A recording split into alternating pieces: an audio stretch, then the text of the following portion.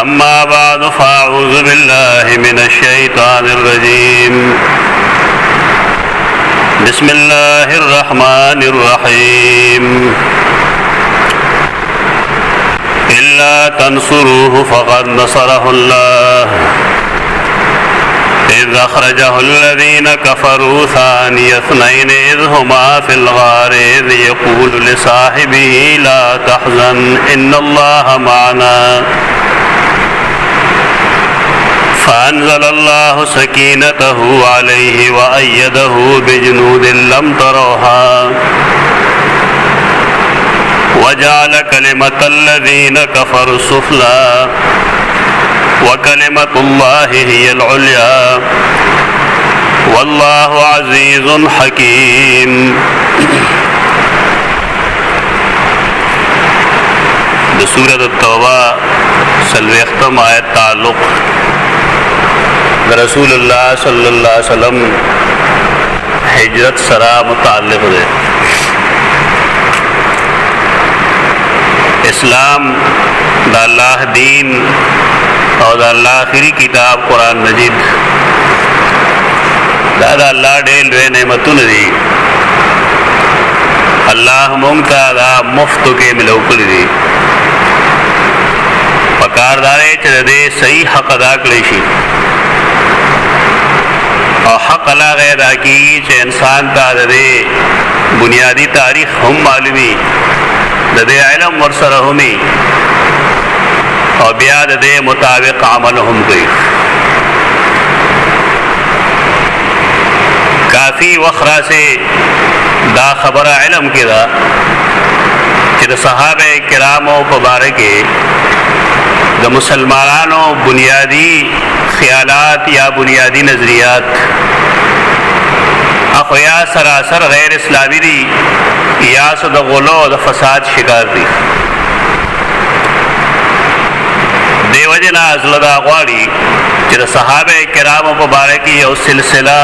دا سے شروع کلیشی چاگا علمی ہم وی اور عملی ہم وی دے سرا ایمان ہم تازشی اور انسان تدا پتہ ملگی کہ صحابہ کرامو دا دین دا پارا کم قربانے ورکلے اور نن خلق دا صحابہ کرام مبارک سوئی. صحابہ کرام چونکہ زمونگا دا دین دا سند بنیادی کرے گا دا دے وجنا پدے باب کے دا سب تاریخ سہارا غستل ندی بگا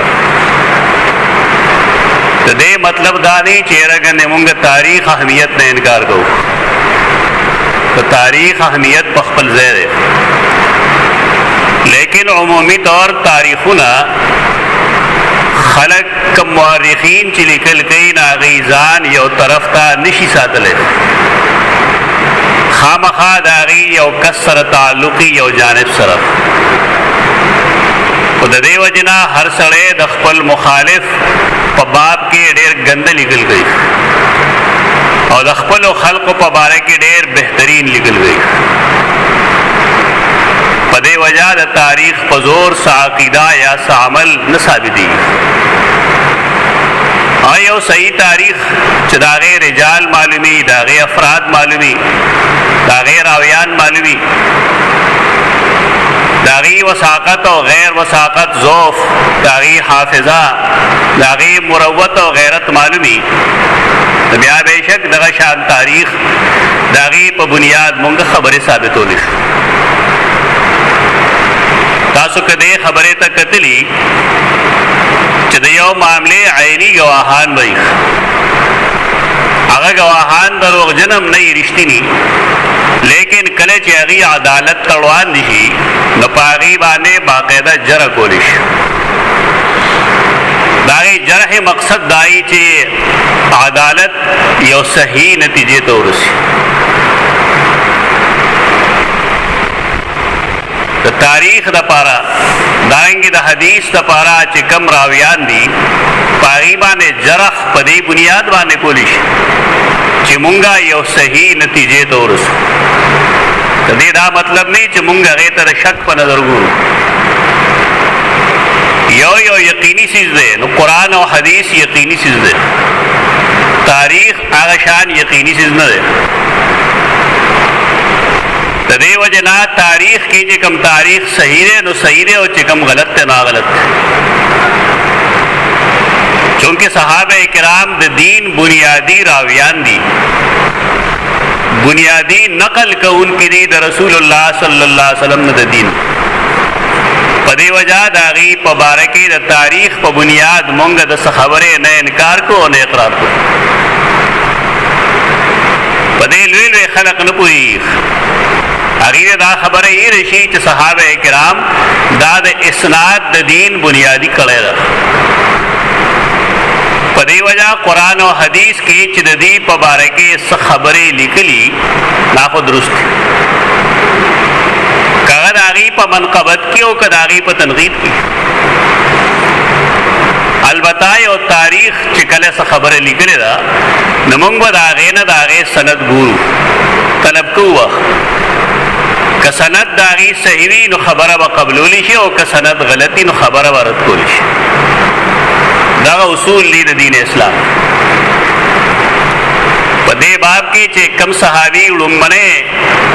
مونږ انشاءالله د هغه نه شروع کوو نو هغه دی سیدنا ابوبکر صدیق رضی الله تعالی عنه.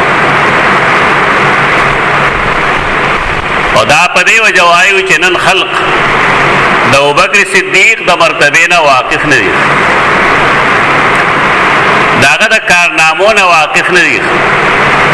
اسلام د پاره چې د هغه کومې قربانۍ دي د هغې واقفیت نه لري. د دې وجې نه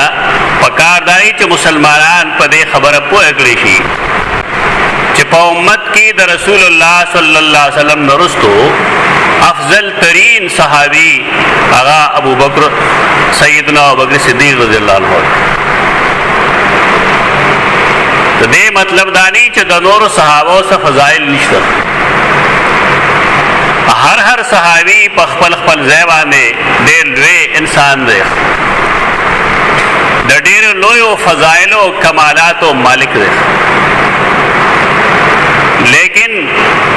د عقیدې په بنیاد چې کوم امت مسلمه اکثریت اهل سنت والجماعت قائل دي نو هغه د دې خبرې قائل دي چې کوم ترتیب د خلافت د دې صحابه کرامو دی نو دغه ترتیب د دې د افضلیت هم دی. یعنی لومړی خلیفه دی سیدنا ابوبکر صدیق رضی الله تعالی عنہ، دویم خلیفه دی سیدنا عمر بن خطاب رضی الله عنہ، دریم خلیفہ دے سیدنا عثمان ذو النورین رضی اللہ تعالی عنہ، اور سلورم خلیفہ دے سیدنا علی بن ابی طالب رضی اللہ عنہ. پدے ترتیب د خلافت باندې د دې افضلیت هم ده. یعنی افضل سیدنا ابوبکر صدیق دے، بیا سیدنا عمر، بیا سیدنا عثمان، بیا سیدنا علی رضی اللہ عنہ مجمعین. د دې لپاره به د دلایل ضرورت دي. هغه دلایل کوم چې قرآن او حدیث کې لیکلي، هغه دلایل کوم چې امت ته توارثاً دلیل سینه په سینه، سفینه په سفینه، سند په سند موږ ته رارسېدلي. په دې کې د چا د عقل یا د چا د رائے د دې گنجائش نشته چې پلانې دا وي پلانې دا وي. د دې سبب دا دی چې که یو سړی یو صحابي له ترجیح ورکوي په نورو صحابه کرامو او د سره دلیل نه، دلیل معنی شرعي دلیل نه، نو دا سړی د ډېر ظلم مرتکب کیږي،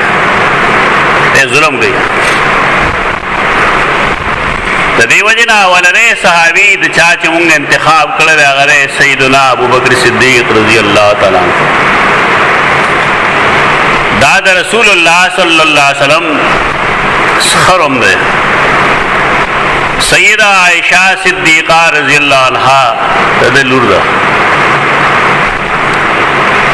د رسول الله صلی الله علیه وسلم نه عمر کې یو 2 کاله مشر ده او داغه د بچپنې د لړکپن او د ځوانۍ دوست هم دی.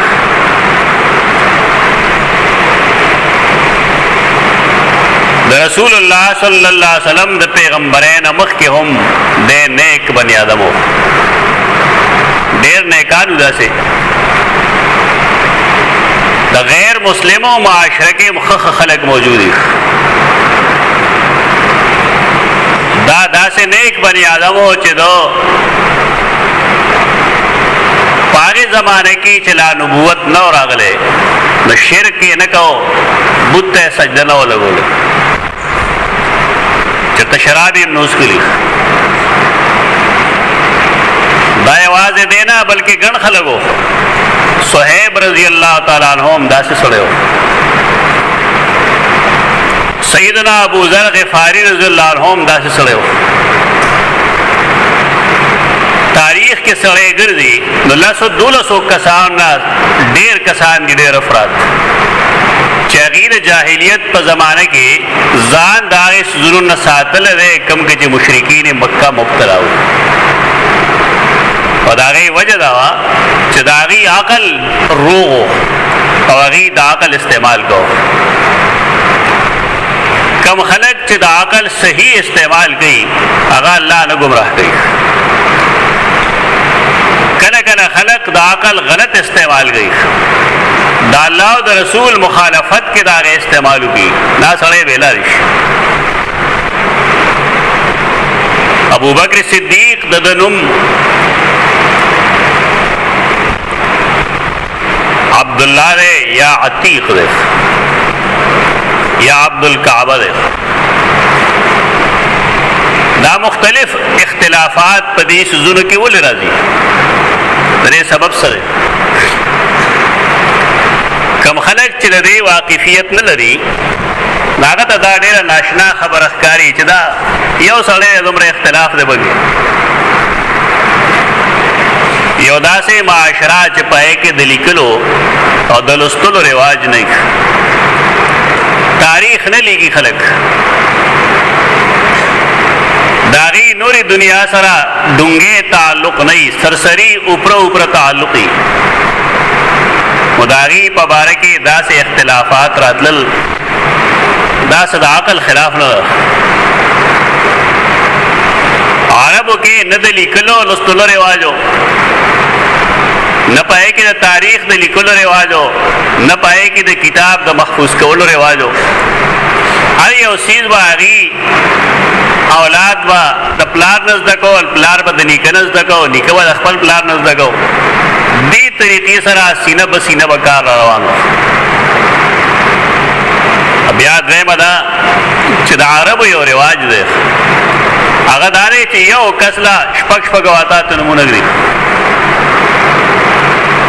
یعنی کس به یوي خو هغه له نمونه ګڼ دي پلار مور دا هغې رواج دی هسې اوم عربي ژبه دا ډېره بسیط ژبه ده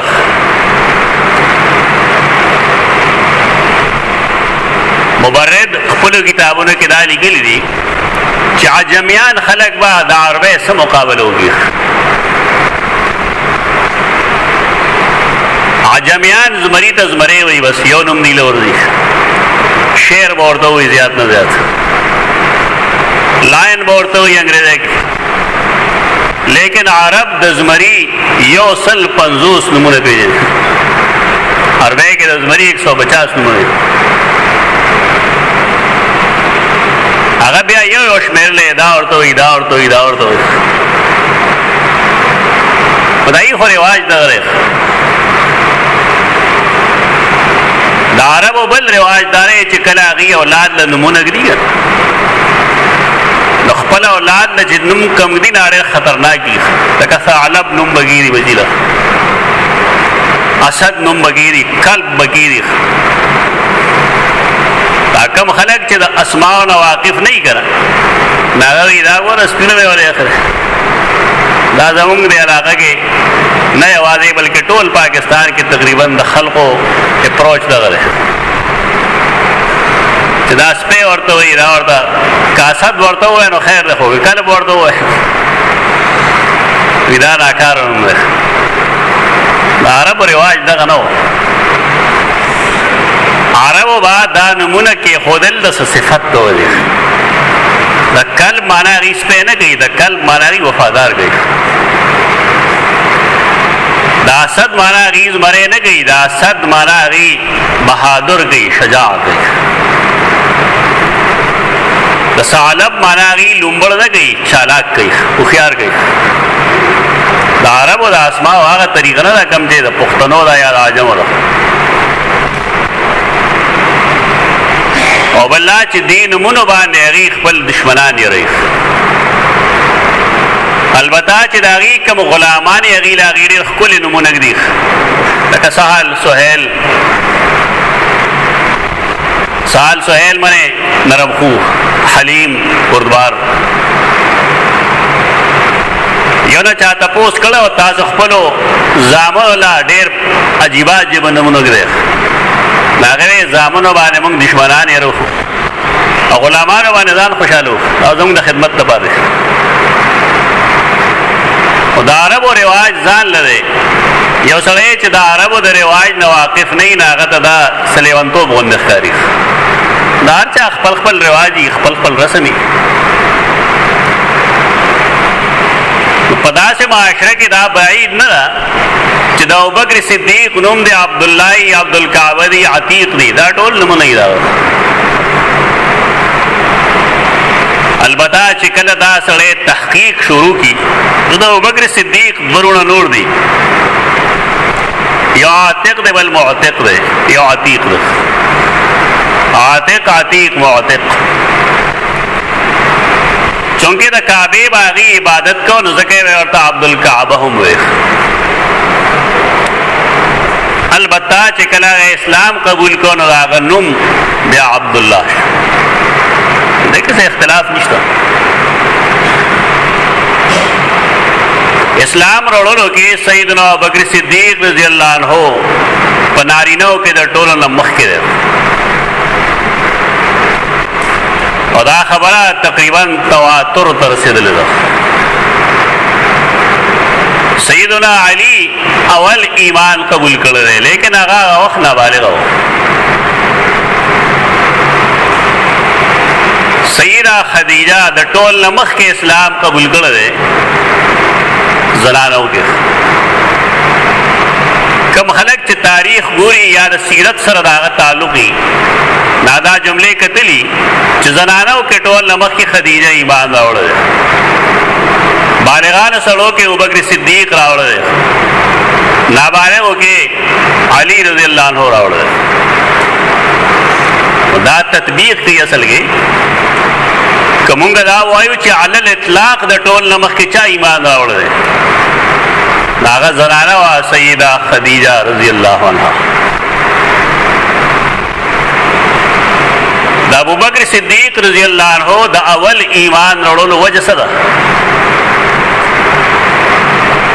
ابن هشام ډېر زوړ سیرت نگار دی، د لومړنۍ دویمې صدۍ سړی دی ابن هشام. دارنګې ابن اسحاق ډېر لوی سیرت نگار دی، بنیادی سیرت نگار دی. کتابونه ملاویږي، سیرت ابن اسحاق یو جلد کې ملاویږي، سیرت ابن هشام صدور جلدونو کې ملاویږي. سیرت ابن هشام باندې امام سہیلی څه شرح کړې ده الروض العنف په نوم باندې، هغه اووه جلدو کې ملاویږي. دا علمی کتابونه دي، پکار دا دی چې زمونږ کم سے کم علما د دې نه واقف شي. خو زمونږ علما د دې واقفیت نه لري. دا ما چې رقم دریو کتابو نمونه واغستل زه دا ویلی شم چې زما خیال دا چې د علاقه کې دا کتابونه چا لیدلي هم نه دي، کتل خو لرې خبره پېژني هم نه اصل. یو سړی چې هغه سره د دین یا د سیرت بنیادی کتاب نه وي نو دی به د سیرت په باره کې څه وویلی شي. بدقسمتي دغه ده زمونږ د سیرت النبي جلسې چې شروع شي نو په هغې کې خلک او ته به ودې وایي، بنیادي سیرت ورته نه دی معلوم. د پښتو څه کتاب نیم به ایښي د هغې نه به کار کوي، د پښتو کتابونو نه خلک کار نه کوي. سیرت زمونږ د ایمان حصه ده. د رسول الله صلی الله علیه وسلم جن د صحابه کرامو جن دا زمون د عمل لپاره بنیاد ده. د دې وجنا د یو ښه مسلمان شایان شان دا خبره ده چې د سره د سیرت بنیادی معلومات وي. د سیرت لپاره بنیادی کتابونو کې د حدیث کتابونه مرادي. د امام بخاری صحیح ده، د امام مسلم صحیح ده، سنن اربعه دي، نور کتابونه دي. زکاریم د رسول الله صلی الله علیه وسلم د جن غټ غټ سزونه زمون مخه ته خي دي زمون مخه ته دا زمون بحث چی ان شاء الله ارسمره پوری چروانو دا به د امهات الکتب سره تعلق لري. اردو کی سیرت باندې ښه کتاب کوم چې مونږ کتل دی او یقینا داغه مصنف ډېر درون کار کړی دی اته مولانا شبلی نعمانی رحمه الله سیرت النبی دی. دې مثال نشي پیش کړی. دا جدارا چې د بعض خلقو باندې د روایتو یو بوت سوال ہے صحیح او غلط نه ګوري خو بس روایت بیانوي. خدایي نظر کې دا کتاب خنه ده. خدا له کمقل خلقو ګار ده. د مولانا شبلی نعمانی رحمه الله سیرت کم چې داغه د شاګرد سید سلیمان ندوی تحقیق سره چاپ کیږي شپږ تجل لګي. دا یو ډېر بهترین کتاب ده. اردو کې دینه بهترین کتاب نشته. دا درو وی خلک چې فلانه خره کی کتل نه دي. چاچا عربي کتابونه لوستلې نو دا ولاغه نتیجه چې سیرت النبی مقابله کې بل کتاب هغه بهتر نه ده. پښتو کې دې باب کې هیڅ صحیح کتاب نشته. لکه دا مونږ خلک د شي کیسه کوي. کیسه بسې ډزې شنو غلا په شاده دي خبرې ما کده یو کتاب نو ډزې شنو غلا په ودا خبرې د رسول الله صلی الله علیه وسلم په باره کې دی بنیاد خبرې کول دا ګناه ده. دوار کې سیدنا ابوبکر صدیق رضی الله تعالی عنہ اسلام څنګه قبول کو. ما سره د سہیلی کتاب دل تشتره دې دریم جل کې لیکلي دي چې رسول الله صلی الله علیه وسلم لا ایمان لا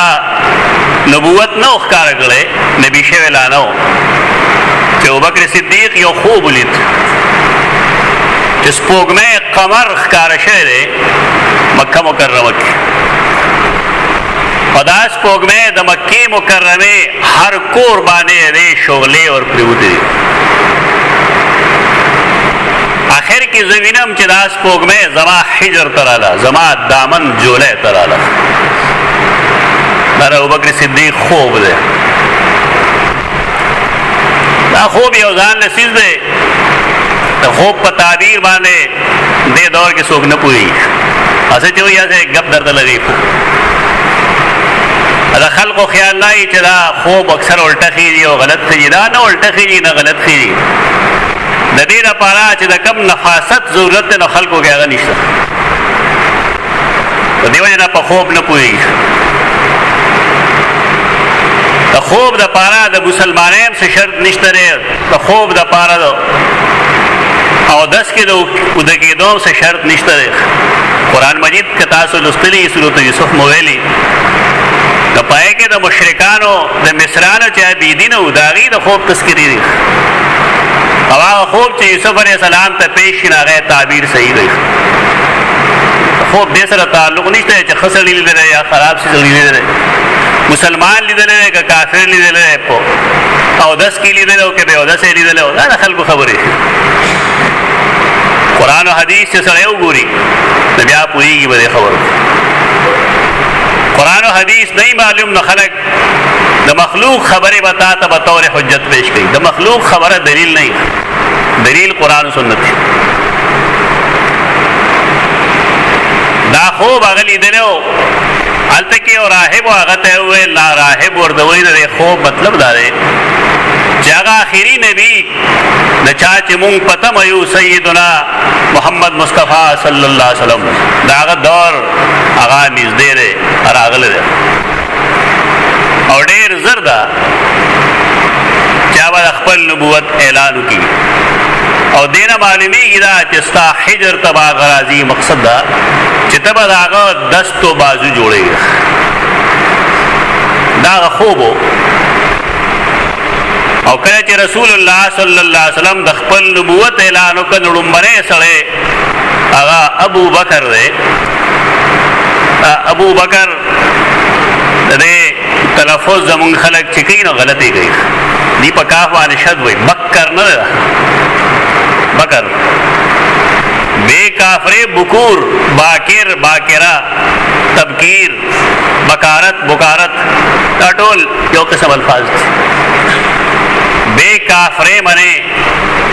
بکرتا و عشیه هغه بکر ده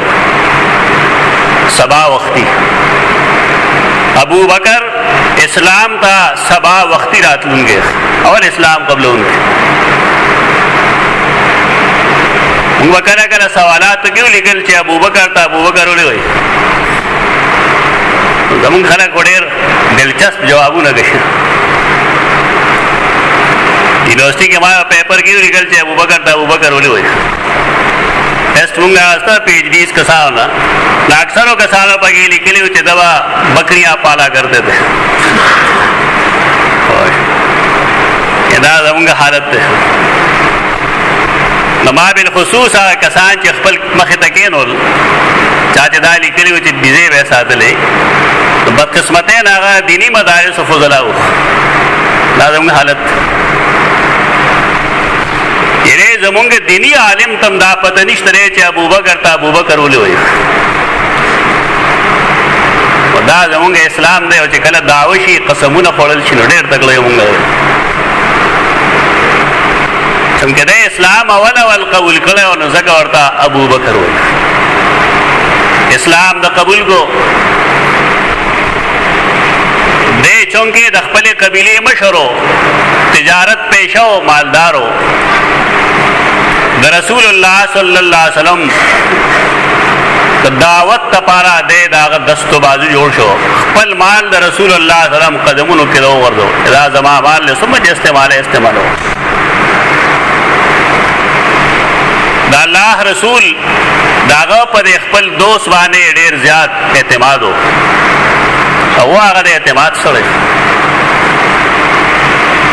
دے وجنا دا پیغمبرے پنزم کال بانے چکل حجرت حبش تکیدو یولس کسان نارینا او زنانا چپائے کہ یو جوڑا سیدنا عثمان دخپلی بی بی سرف رقیہ سرف تا حجرت کون کی لو بکر صدیق ویل چی یا رسول اللہ منگ بکل حجرت کو رسول اللہ صلی اللہ علیہ وسلم فرمائل منگ تبا اللہ حکم را کئی منگا حجرت نگولا بیاش پگم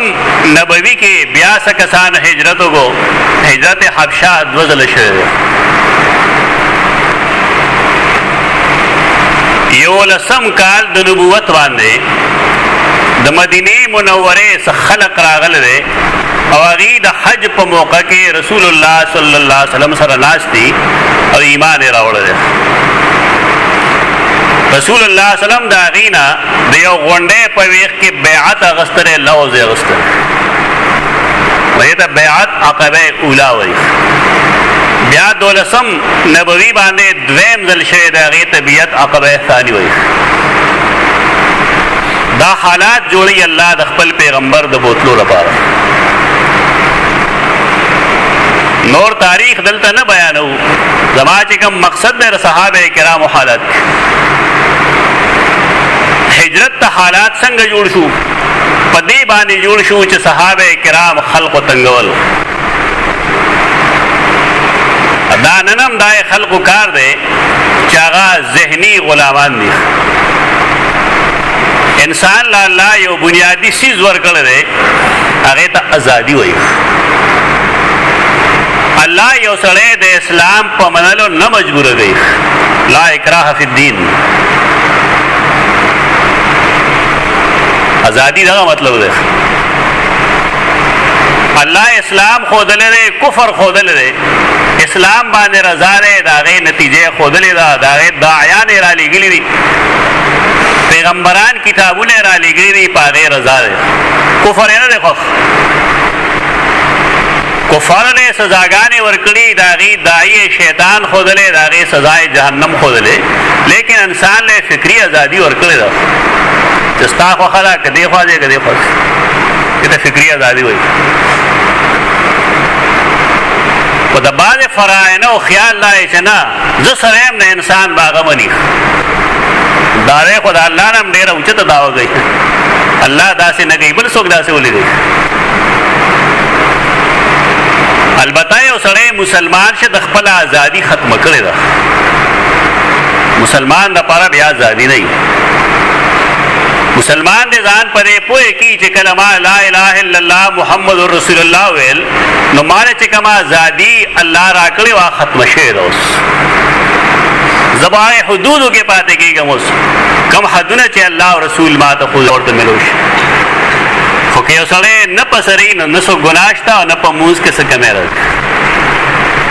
مثلا نو آیت خلق زګول بغیر سر باندې رسول الله سلام صادر یې خره مقنع ده دې لپاره چې سن سټوک ورته نه کیږي جنوري نه وای او چراغ نبی فرمایل چې تا ته یو خبره کول غواړم او دا خبره تعلق چونکه دراز خبره سره ده لہذا کور نه خلکو بس کوټې نه خلکو باسا زه ته به یوازې یو چې زما خبره وایي ته پوښ ابو بکر صدیق ورته فرمایل دا خو صرف زما ولونه دي یو عائشه را بل اسماء را بل څوک نشته رسول الله صلی الله علیه وسلم ابو بکر صدیق رضی الله عنه تعالی چې الله مالا د هجرت کولو اجازت راکړه اذن لی فی الهجره ماته حکم کړی چې ته هجرت لوزوس ابو بکر صدیق تپوس کوي چې یا رسول الله فالصحبه بی انت و امي زما پلار او مور ستانه قربان شي ستا مرګره وسوږي الله چې کوم حکم تا ته کړی دی د مرګري د پاره د چا انتخاب کړو دې حدیث کرا دی دلته کې چې رسول الله صلی الله علیه وسلم فرمایل چې الله ستا انتخاب کړی دی زما مرګرتیا کې بدتزي واسه دې ته منقبت وی د ابوبکر صدیق رضی الله عنه همدا سے قسمه روایت امام سہیلی لیکل دی د خپل کتاب کې روض الانف د سیدہ عائشہ رضی الله عنها دخلی وینا دا وخت چونکه وړه ابن هشام لیکي قال ابو بکر الصحبه یا رسول الله قال الصحبه قالت فوالله ما شعرت قط ذلك اليوم ان احدا يبكي من الفرح حتى رايت ابا بکر يبكي يومئذ